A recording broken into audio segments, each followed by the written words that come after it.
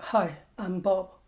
In the past two videos, when we talk about how a monopoly firm maximizes its profit, we assume that the firm charges a single price for all its customers.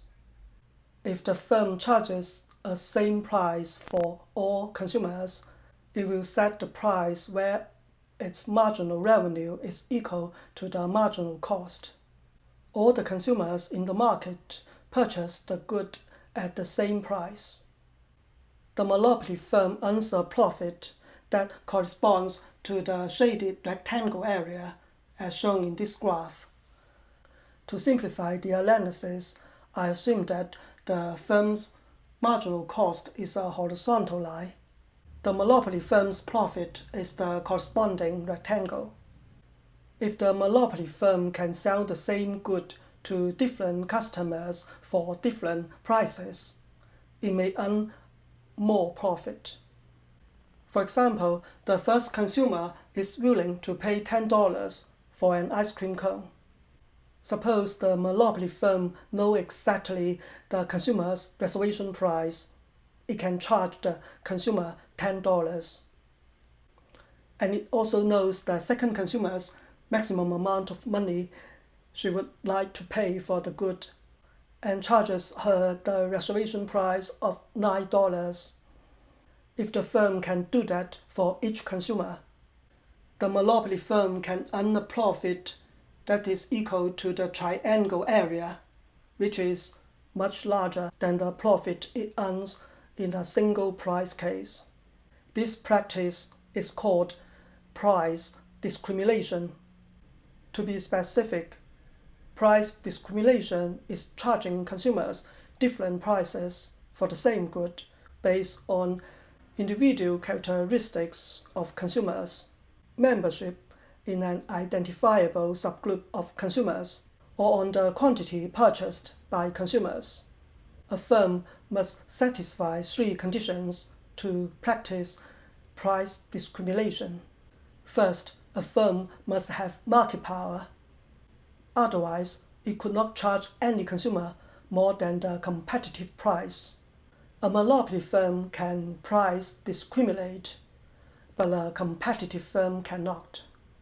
Second, a firm must be able to identify which consumers are willing to pay relatively more. Many movie theaters, museums, and parks charge children and senior citizens a lower price than other people. Children and senior people usually have lower reservation price than others. They are on the lower portion of the demand curve. If the firm charges a single monopoly price, they are not likely to purchase tickets.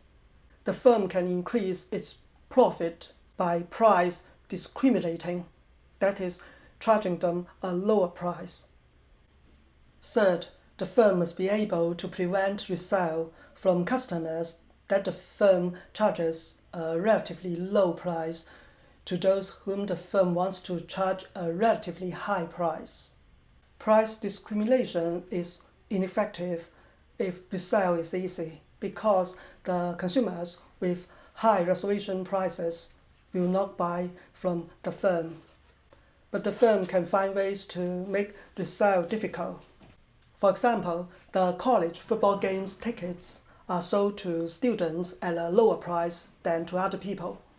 The college can limit the resale of the tickets by checking the student ID cards at the game's entrance. There are three types of price discrimination. The first type is the perfect price discrimination. With perfect price discrimination, the firm sells each unit of the good at the maximum amount each consumer is willing to pay. So prices differ across consumers. It is also called individual price discrimination.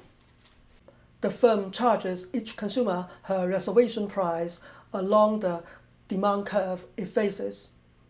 It earns the profit that is equal to the shaded triangle area, as we have just mentioned. The second type is called the group price discrimination. The firm charges different groups of consumers different prices.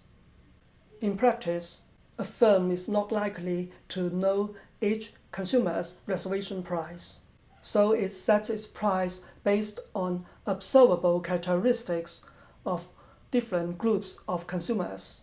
The lower price for children and senior citizens are an example of the group price discrimination.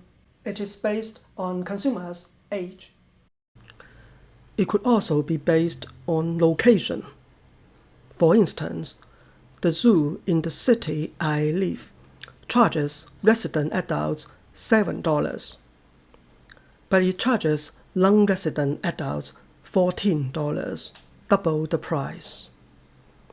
The reason is that the visitors from outside the county must have a higher reservation price for the zoo, and the increase in the ticket price is a relatively small share of their total travel cost. The third type of price discrimination is called nonlinear price discrimination or quantity discounts. We know that a typical consumer's demand curve is also downward sloping. She is willing to pay more for the first unit than for the second or the third units. A consumer's willingness to pay for an additional unit declines as she purchases more units. The firm charges different prices to the same customer for different units that the customer buys. For example, our ice cream firm can charge $1 for one ice cream cone, but $4 for 5 ice cream cones. Finally, not all the price differences are price discrimination. When we say price discrimination, we are talking about the same good or service with same production cost. For example, airline passengers often spend more than twice buying a business class ticket than buying an economy class ticket. But it is not price discrimination because the costs are not the same. They are different. Business class seats are bigger and wider and take up more room. Food and drinks are better. The price differential reflects an actual cost differential. Thank you for watching this video and subscribing to my YouTube channel. See you next time.